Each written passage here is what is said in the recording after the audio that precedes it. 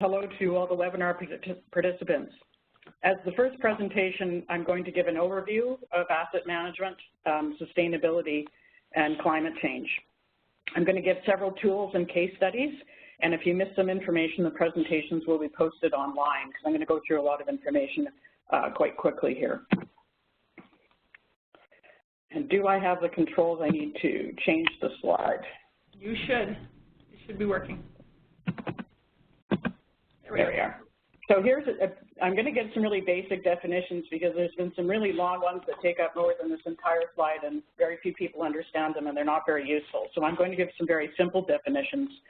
And really assets are the roads, the sewers, potable water, fleet facilities, including things like fire halls, police stations, municipal halls, pools, and arenas. They really are the backbone of services for almost all the functions in our community. So they're really an essential part of sustainability, of adapting to climate change and managing corporately our local governments. Again, a very simple definition of sustainable asset management is sustainable service delivery. The local governments need to maintain and replace the assets on which these essential community services rely. That's really what sustainability is about. Sustainable asset management integrates the core functions shown here of growth management, traditionally the silo of land use planning, asset management, traditionally the silo of engineering, and long-term financial management, traditionally the purview of accounting.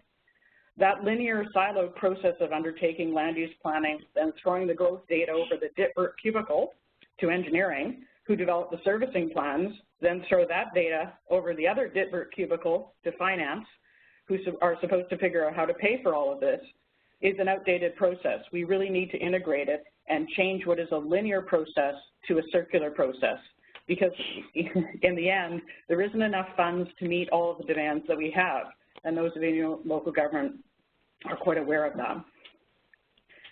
Asset management is more than just another plan that competes for resources with all the other plans, particularly at budget time. It is a business process of improved decision-making. And like systems thinking and closing the loop in sustainability, asset management is a circular process that can be polished and improved over time. It is not a game of perfect, and I need to emphasize that. As already mentioned, it integrates these conventionally siloed functions. The core function of FCM's new Climate and Asset Management Network, as noted by Robin, was just launched with 19 local governments across Canada, is to support them in embedding asset management as a strategic, ongoing business process and fully align it with corporate strategic goals, including climate action and sustainability. So it's really a big, asset management for sustainability and climate change practitioners is really a key opportunity to integrate your key aspects into a corporate strategic process. Our quality of life, as noted, is really dependent upon the services provided by infrastructure, including asset management. We have one of the highest quality of life ranked in the world, and it is really dependent, as I said, on this infrastructure, including natural infrastructure. Shown here is the constructed natural waterway at Dockside Green in Victoria, BC, with our resident blue heron looking on. This project, which achieved the highest sustainability rating in 2008 and 2009, is a case study in sustainability, climate change, and asset management. It is also required under new provincial regulations in 2009 to have a 30-year asset management plan, as do all strata condominiums in the province. And in the workshop in February, we will cover some more information on natural asset management frameworks. The asset management deficit.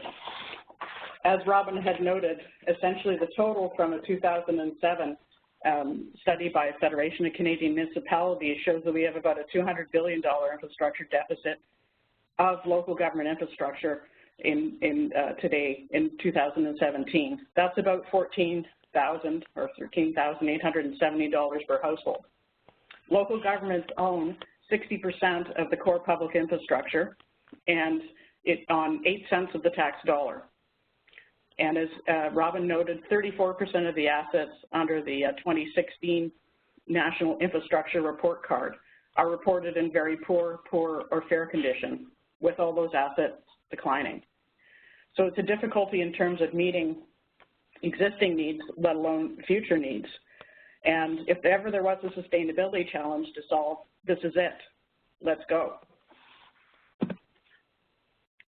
One of the keys in best management practices that's been developed by Asset Management BC, and this is really their wheel or their process for showing asset management.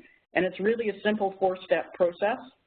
The first one is establishing the inventory that you can see on the left of what do we own, where is it, and what it's worth.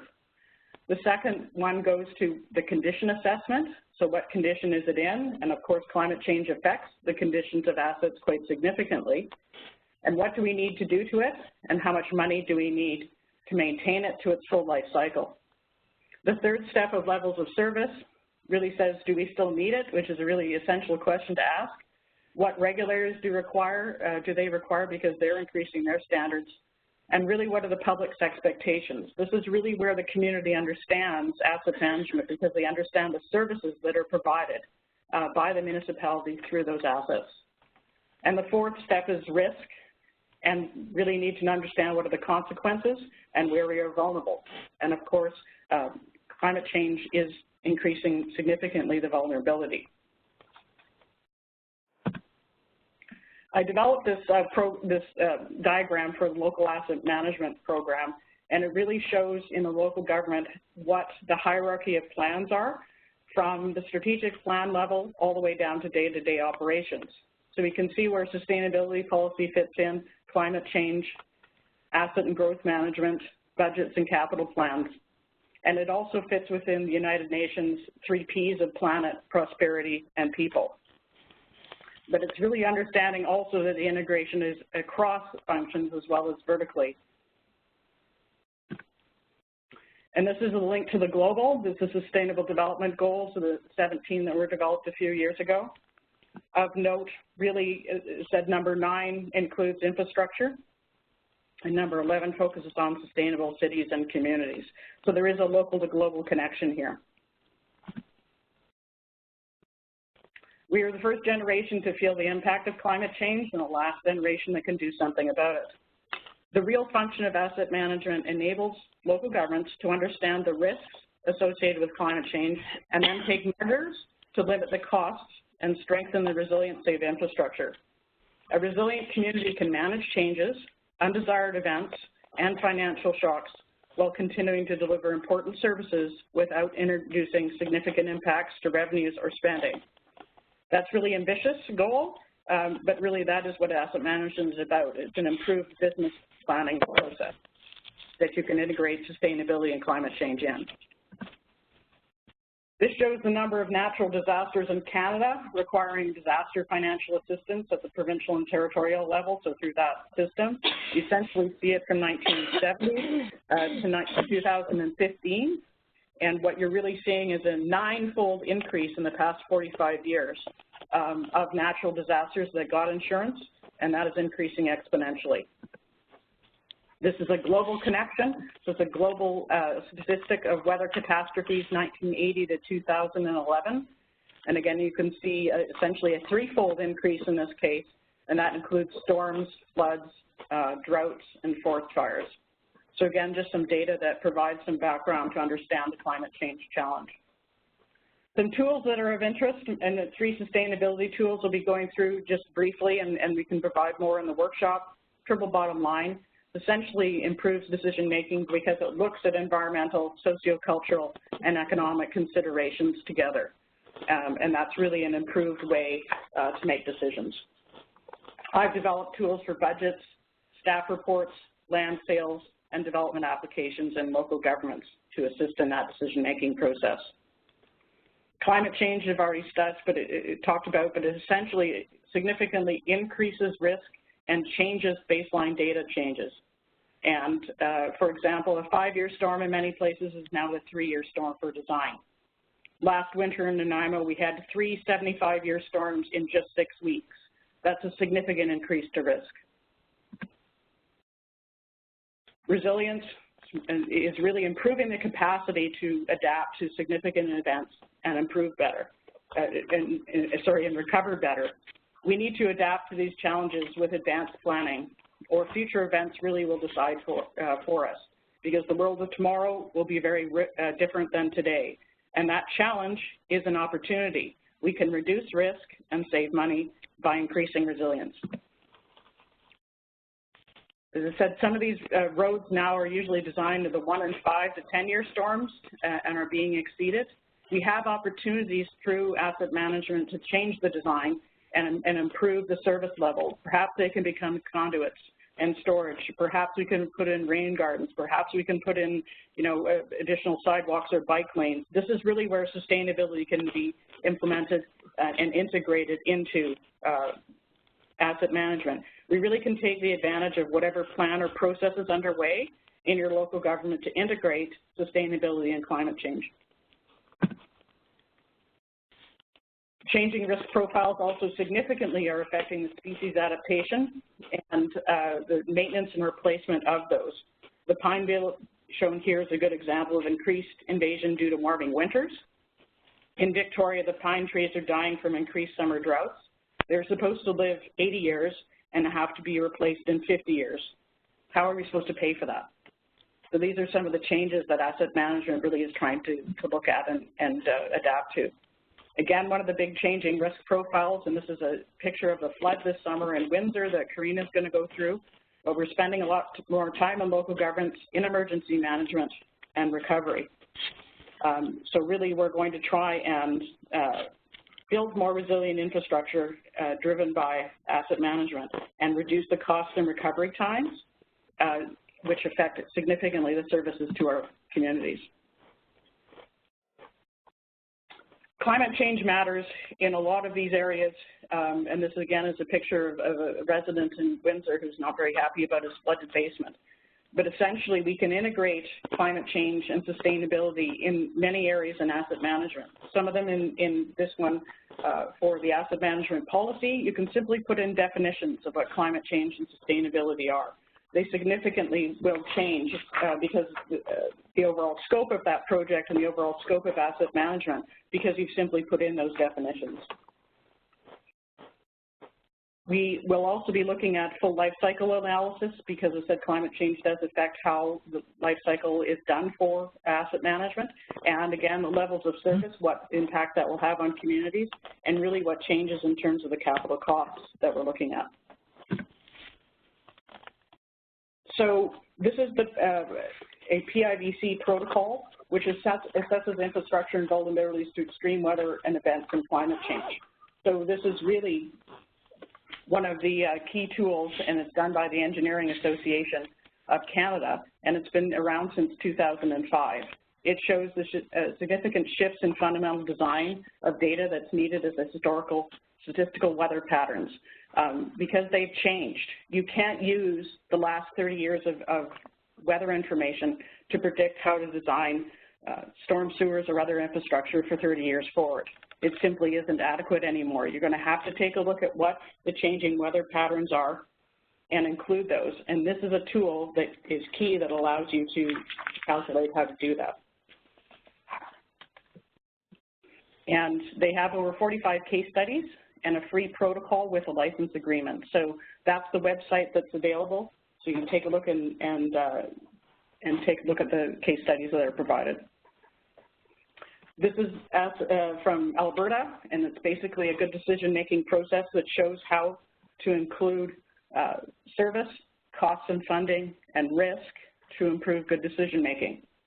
And as a planner, I really appreciate the fact that they include communication and information management, because engaging with our community members will really improve resilience in our communities, because we'll understand what the trade-offs are for costs and levels of service, what risks are involved, and really begin to give us better feedback as local governments in terms of what services we can provide and the trade-offs, the difficult trade-offs there are in terms of cost.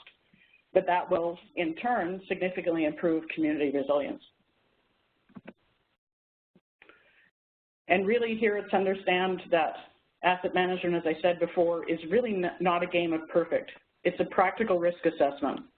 We need to take what we've got and move through the process. It's circular. We can come back to it and polish it and improve it. Almost every staff recommendation and council decision affects your asset inventory. That's a huge risk, but it's also a huge opportunity. And again, as I said, to reduce risk and integrate the functions in our local governments. Sustainable asset management really has these benefits. As we noted before, we're really trying to decrease the infrastructure deficits that we have across Canada at local government level, trying to minimize disruptions in levels of service that occur, particularly with climate change events, and the resulting spikes in property taxes or cuts to budgets that end up happening if we don't provide for a long-range plan that has some resilience capacity within it. We need to connect organizational priorities to its budget. If we're in crisis mode trying to recover from climate events, we rarely get organizational priorities implemented, and running a local government becomes very expensive. And we need to implement it by integrated plans. So if you have a sustainability plan, great. How are you going to implement asset management, integrate asset management in it? If you're in an asset management planning process, can you ask how climate change is going to be integrated in doing that? And get some data and try and provide with it, the aspects within that. If you're doing a land use plan, how are you putting in community sustainability and understanding the differences with growth management in your growth options, what the costs of infrastructure are, what the impacts are for climate, particularly greenhouse gases? How are you going to, assess the differences in land use options by putting in that type of criteria will really improve the resilience of communities. And again, it's not competition that often happens at budget time or plans. It's how to integrate those things. And some of the triple bottom line tools can assist in terms of that decision-making process. These really, as I said, the benefits we have is both mitigation and adaptation to climate change and improving community resilience in doing these processes. So doing sustainable asset management can really provide these benefits. And if you have any questions, you can get a hold of me that way or through this webinar questions. Thank you.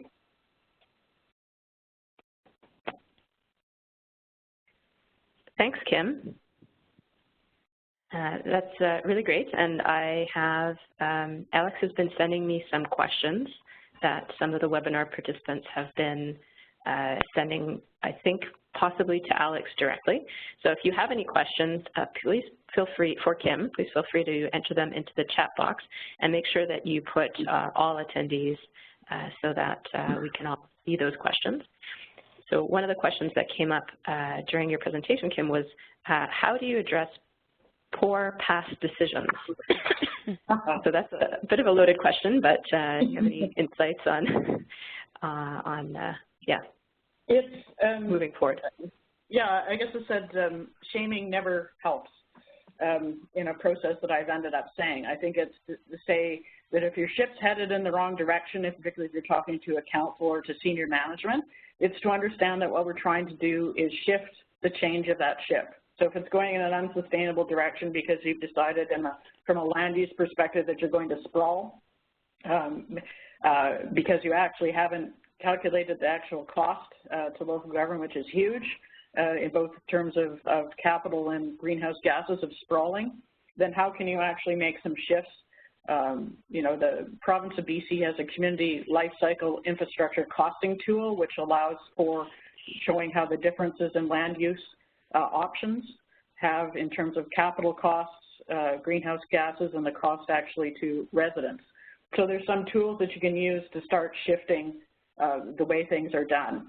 And I said we don't have time to go through all the tools, but for example, we do across Canada have a green infrastructure under the IIMM system for green infrastructure options that engineers can include into subdivision design standards. And again, I said trying to show some of the triple bottom line, simply even putting a little section on triple bottom line in staff reports. I put those in, changes the scope and makes people sort of understand what those impacts are, and then also asking how does what this proposal is doing or the staff report is doing, initiative plan, whatever, relate to and achieve corporate strategic goals. So you need always to link it to that strategic process, provides a better direction and sort of changes some of those decisions. Hope that helps. Great. Thanks, Kim. I think, yeah, so your core message about start anywhere but just start is kind of well taken there, that we can always steer the ship in a more sustainable direction by making small interventions whenever there are opportunities to do so. I see potentially a question coming up from Alex. Do you see any other questions? Patricia has asked if you could please share a link to BC's life cycle costing tool. So okay. We'll do that. Kim, if you have it top of mind, you can feel free to type it into the chat. Yeah, and I said I really think it helps if you end up having a list of these tools, because as I said, you kind of show up with a toolbox at your meeting or at your process, and you get opportunities to use them. And at a minimum, ask questions about how climate change is being integrated, how sustainability is being achieved, how corporate strategic goals are being met, and what really are the risks and the costs associated with those options. Yeah. So we have one other question from the participants. It might be touched on, it'll probably be touched on a bit by our two other presenters, but a question about how you factor in natural assets. Yeah, essentially natural assets, I didn't have time in this presentation to go through in detail, but the town of Gibsons actually has a really great process in British Columbia, and they're leading the way actually with a new process to show how asset management and accounting systems, so a very detailed system in terms of how to integrate asset management. But in that town, their water supply is significantly assisted by wetlands and other areas within their aquifer. And so they're essentially now starting to value from an asset management perspective and a financial perspective the value of having this asset. Other things are, their shorelines and how to protect shorelines from storm surges. Again, how those shorelines do, assist in asset management and provide community resilience. So it's a process essentially of valuing in more of the conventional sense, integrating those natural asset values, because they're huge. Even trees clean air. So it's starting to say these assets, natural assets, have huge values. And even in the picture I showed you, it's a constructed natural waterway, but it has pool and riffle sequences. It has sticklebacks and blue herons and otters and all sorts of, it's a huge, wildlife refuge locally, and provides, significant benefits not only for the wildlife, but also for the humans who enjoy it. And by the way, it also provided the highest per square foot value of the condos directly adjacent to those waterways. So there's a triple bottom line benefit.